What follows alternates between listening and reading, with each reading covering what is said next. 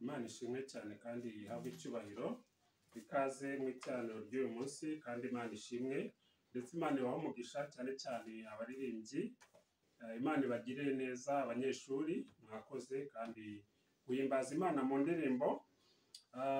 Ijambo ry'uyu munsi ni muhimbaza Uwiteka iteka ryose. Reka dusenge Imana noneho dusome ijambo twahawe uyu munsi kandi dutunganye imitima yacu twumve ko hari icyo Imana ishaka kutubwira muri iri jambo ry'uyu munsi ry'iki cyumweru ngo muhimbaze Uwiteka iteka ryose. Uwiteka Mana yacu uriho guhimbazwa, uruwera kandi urakiranuka, uri Imana nyamana. Niyo mpamvu twaje imbere yawe tuguhimbaza mu ndirimbo, niyo mpamvu twaje imbere yawe tuguhimbaza no mu bicurangisho, kubera ko imirimo yawe iratangaje. Ku munsi nk'uyu rero ushimwe kandi ubane natwe muri iteraniro, abo turi kumwe ahangaha imbere yawe ndetse n'abandi bari ahandi hafi ndetse na kure, buri wese umusange kandi umugirire neza mu izina rya Yesu Kristo umwami n'umukiza wacu, amena. Mu guteka kwa kabiri igice ni cya 8 yadusomeye kuva ku murongo wa 11 kugeza ku murongo wa 20. Ndagira ngo usome imirongo yaho 2 yonyine uyu munsi kandi ndasenga Imana kugira ngo Imana igire iki kuganiriza mu ijambo ryayo, Imana igire iki guhishurira mu butumwa bwiza. Kandi reka mbanze mvuge ngo mwihangane mukomere, turi mu bihe bitoroshye, ni ukuri kwibuka ndetse no kuzirikana abacu bazize jenoside yakorewe abatutsi mu mwaka wa 1994, ariko Imana ishimwe itanga ibyiringiro, Imana ihumuriza. Mukomere rero mwihangane, Yesu ni Kristo kandi ari ku ngoma. Muhimbaze Uwiteka iteka ryose. Umurongo wa 11 ngo wirinde ntuzibagirwe Uwiteka Imana yawe, ngo utitondere ibyo yategetse n'amateka yayo n'amategeko yayo ngutegeka uyu munsi. Umurongo wa 14 uzirinde umutima wawe we kwishyira hejuru, ngo yibagirwe Uwiteka Imana yawe yagukuye mu gihugu cya Egiputa mu nzu y'uburetwa. Imana ishimwe cyane. Ndashima Imana rero, iri jambo nafashe umwanya uhagije wo gusenga Imana ndetse nyibaza ngerageza kuyinginga kugira ngo mbashe gusobanukirwa birushijeho buryo ki umuntu ashobora no guhimbaza Imana mu bihe bikomeye, buryo ki uyu munsi dushobora guhimbaza Imana.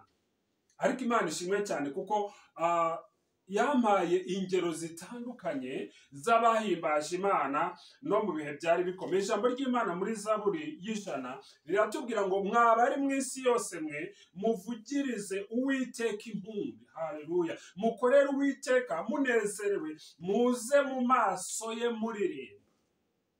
Ntabwo byoroshye, ariko ijambo ry'Imana niko ritubwira.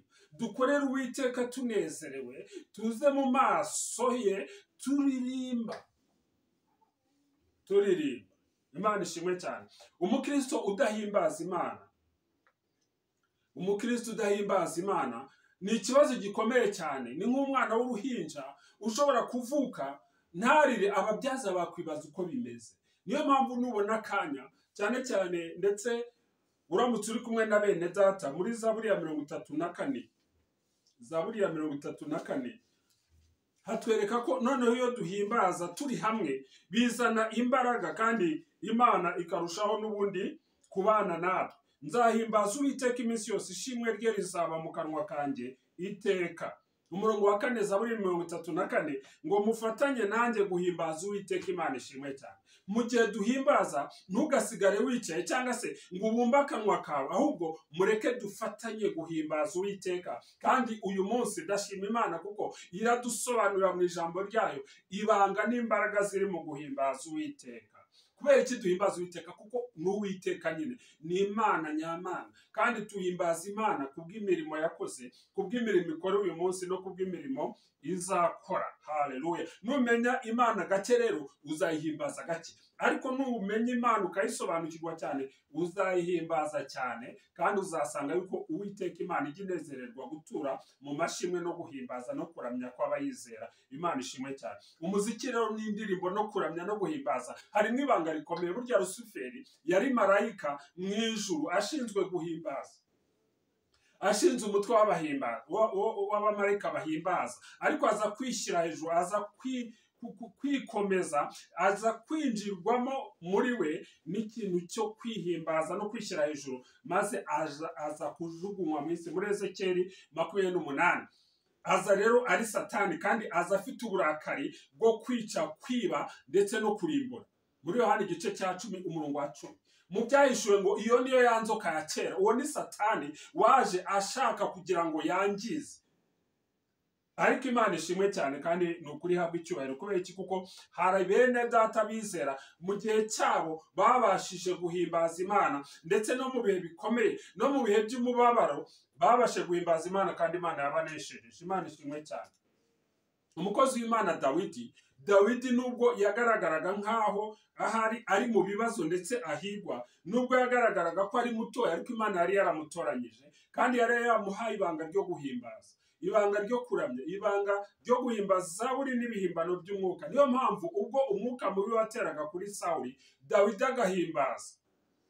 Icyo gihe umwuka mubi wavaga kuri Sawuli kubera ibanga ryo guhimbaza, kuzamura amajwi. Mu gitondo kare inyoni ziraririmba zigashima Imana, kuko uyu munsi ziri bubone ibyo kurya nubwo zitahinze, nubwo zitazi ibihembwe by'ihinga, ariko Uwiteka Imana izitaho nazo. Ku cyumweru gishize twabonye ko Imana yita no ku matungo ndetse no ku mirima. Twabonye ko amatungo yari ari Ninewe, Imana yari yitayeho. Niyo mpamvu yashakaga ngo abantu b'i Ninewe babashe kwakira agakiza, bakizwe mu izina rya Yesu. Niyo mpamvu rero Dawidi yari afite ibanga ryo guhimbaza ndetse no kuramya. Muri Zaburi 150, Zaburi 150 niyo Zaburi iheruka Zaburi zose, ndetse muri iyo Zaburi umurongo uheruka imirongo yose yo muri Zaburi uravuga ngo ibihumeka byose bishima Uwiteka. Haleluya! Ibihumeka byose, abantu baremwe mu ishusho y'Imana bashima Uwiteka. Inyoni zo mu kirere zishima Uwiteka, ibiti bishoye imizi mu butaka, amashami yabyo, amababi bishima Uwiteka, amafi yo mu nyanja ashima Uwiteka. Kubera ko Uwiteka niwe Mana, nta yindi Mana iriho usibye we. Uwiteka yakoze imirimo, yakoze ibikomeye, na bugingo n'ubu kandi azakomeza akora. Ntabwo ananirwa, ntaruha. Imana ishimwe cyane. Hari impamvu rero tugomba guhimbaza Imana.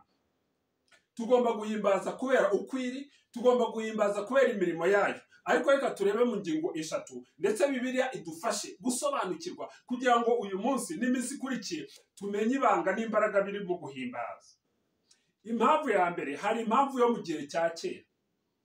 Impamvu yo mu gihe cya kera, mu gihe cya kera ni ukuvuga iki? Ni ukuvuga ngo mbere na mbere Imana yaremye ijuru n'isi. Isi yari itagira ishusho, isi yari iriho ubusa, umwijima wari hejuru y'umuhengeri. Ariko Imana iravuga iti habeho umucyo. Umucyo ubaho. Haleluya! Umucyo ubaho. Iyo ni uguhimbaza. Imana yaremye mu buryo bwo guhimbaza. Habeho umucyo, umucyo ubaho. Umwami Yesu Kristo aravuga ati ni jye mucyo w'isi, unkurikira ntago azagenda mu mwijima. Imana ishimwe cyane. Impamvu ya kera cyane tubona ko Imana yavuze iti habeho umucyo. Uko no guhimbaza. Niyo mpamvu Umwami Yesu ubwo yigishije abigishwa be gusenga, yavuze ati nimusenga mujye muvuga ati Data wa twese uri mu ijuru, izina ryawe ryubahwe. Izina ryawe ryubahwe. Kuzamura amaboko bisobanura kuzamura ijwi ryo guhimbaza Uwiteka. Burya niyo mpamvu muri mwe hari abakunda kureba umupira. Burya iyo umukinnyi yinjije igitego, impamvu azamura amaboko akagira gutya, biba bishatse kuvuga ngo n'abaje kureba umukino bazamura amajwi, bishime, banezere. Niyo mpamvu rero Umwami Yesu Kristo atwigisha gusenga, Data wa twese uri mu ijuru, izina ryawe rishyirwe hejuru. Imana ishimwe cyane. Kubera kuko harimo ibanga ryo kunesha. Ibanga ryo kunesha, impamvu yo mu gihe cya kera. Reka turebe uriya mwami Yehoshafati uburyo cyanesheje urugamba. Mu ngoma za 2 igice cya 20, uyu mwami Yehoshafati ibihugu byishyize hamwe ngo bimugabeho igitero. Ntabwo byari byoroshye na gatoya. Ndagira ngo ahangaha tubonemo ko hari ibanga ryo guhimbaza. Tujya tugira umwanya wo gusenga, tukagira n'umunsi wo gusenga ndetse mu rwego rw'igihugu cyose. Ariko reka nkubwire ngo icyama hakaba n'umwanya ndetse n'umunsi wo guhimbaza. Ibindi byose tukabyihorera, buri wese akazana ibikoresho maze tugahimbaza Imana. Reka turebe Yehoshafati ni mu ngoma za 2 igice cya 20, umurongo wa mbere ngo hanyuma y'ibyo Abamowabu n'Abamoni hamwe n'Abamewunimu batera Yehoshafati bajya kumurwanya. Urumva abami benshi cyane bafashe ingabo batera Yehoshafati wenyine kugira ngo bamugabeho ibitero. Yehoshafati yabigenje gute rero? ku murongo waho wa 3 ngo Yehoshafati aratinya yihata gushaka Uwiteka. Niwumva ufite ubwoba ujye wihata gushaka Uwiteka.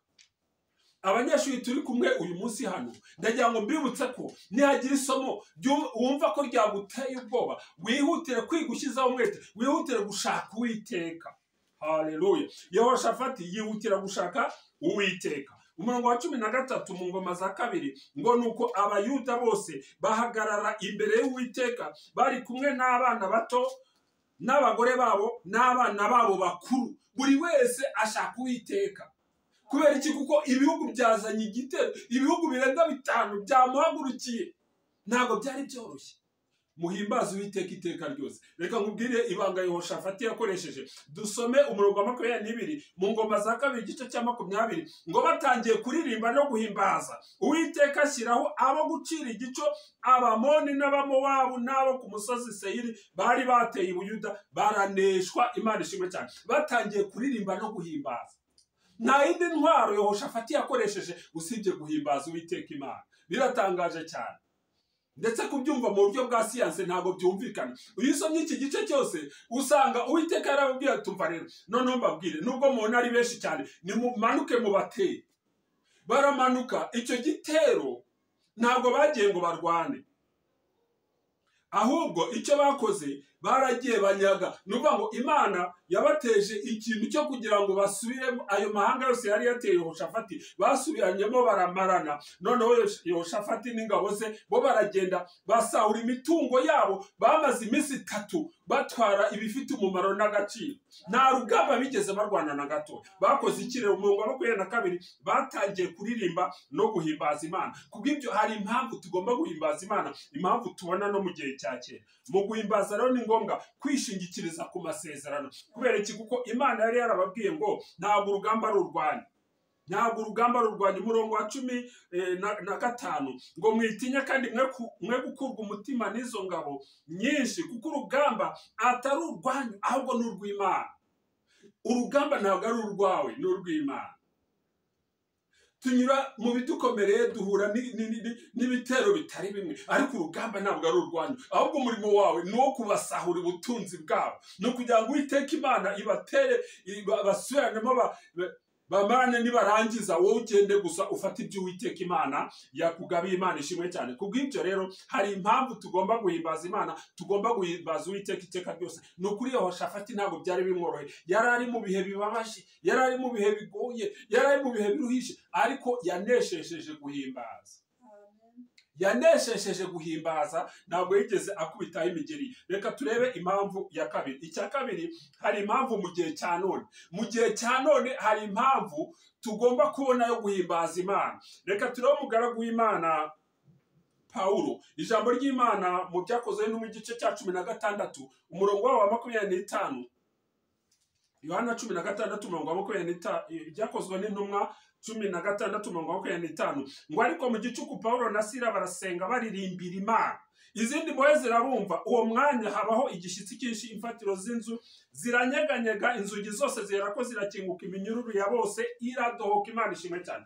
Kubera guhimbaza Pawulo na Sila mu gicuku barahimbaza, maze imiryango irafunguka, iminyururu iradohoka. Icyakurikiyeho ni ivugabutumwa. Haleluya. Bakoze ivugabutumwa. Umurinzi w'imbohe iryo joro ararayakiriye agakiza n'abo mu rugo rwe, ndetse barabatizwa bahinduka abanyetorero. Imana ishimwe cyane. Kubw'ibyo mu gihe cya none, igihe Pawulo yakoraga umurimo ni igihe cya none. Ibyakozwe n'intumwa ni igitabo kidafite impera, bishatse kuvuga ngo biracyakomezana n'uyu munsi.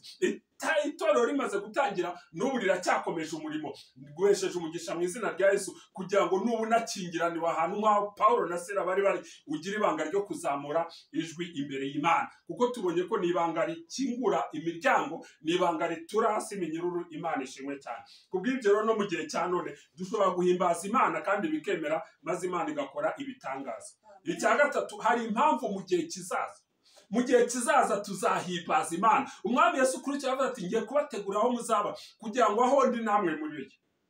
Kugira ngo aho ndi namwe mubeyo. Ati kandi mu rugo rwa Data hariyo amazu menshi. yaba atarahari basize mbibabwiye. Umwami Yesu Kristo yamenye neza yuko hari abazakubwira ngo ijuru ryaruzuye, ariko reka turebe mu byahishuriwe Yohana igice cyaho cya 19, turebe noneho rero ese koko ijuru ryaruzuye cyangwa se umwami Yesu yatubwije ukuri. Umwami Yesu ntabeshya kuko ni ukuri, niwe nzira n'ukuri n'ubugingo. 19 umurongo wa mbere haravuga ngo hanyuma y'ibyo numva mu ijuru ijwi rirenga risa n'iry'abantu benshi bavuga bati haleluya, agakiza n'icyubahiro n'ubutware n'iby'Imana yacu. Abantu benshi mu ijuru mu gihe kizaza hari igihamya cy'uko guhimbaza Imana, agakiza n'ak'Uwiteka Imana yacu. Imana ishimwe cyane yo kandi n'ukuri Imana ihabwa icyubahiro. Niyo mpamvu rero nibanga ni koko dusenga Imana, twinjire mu ijambo ryayo, dukora ivugabutumwa, ariko guhimbaza nabyo tubonye ko ari intwaro kandi ari ijambo rituhumuriza ndetse ridukingurira intsinzi mu izina rya Yesu Kristo.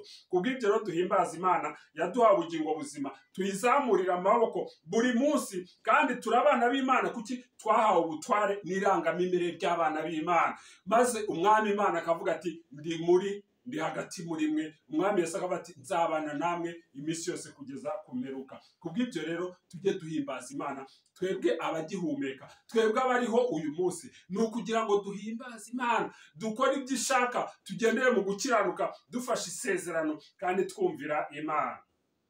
Imana ikugire neza rero kandi guha igisubizo kijyanye no kwihimbaza no gushaka mu maso hayo. Dusenga Imana. Uwiteka Mana, mu izina rya Yesu ushimwe uhimbazwa wabwe icyubahiro Mana yacu, Mana y'urukundo, Mana igira neza, Mana ibohora ibihambiriye, Mana yigizayo ibitare kandi marayika akabyicarira, Mana wumva guhimbaza n'ishimwe ry'abakwizera, abo wahamagaye kandi waguze igiciro gikomeye cy'amaraso ya Kristo. Reka guhimbaza n'ishimwe n'ibikoresho byose tubashe kubikoresha tuguhimbaza, kandi tutibagiwe ibyo wadukoreye, tuhore tubizirikana kandi tubyibuka, kuko uri Imana ikora ikabigaragaza, uhereye none ukageza n'iteka ryose. Ishimwe no guhimbazwa bibi byawe, ni mu izina rya Yesu Kristo umwami n'umukiza wacu.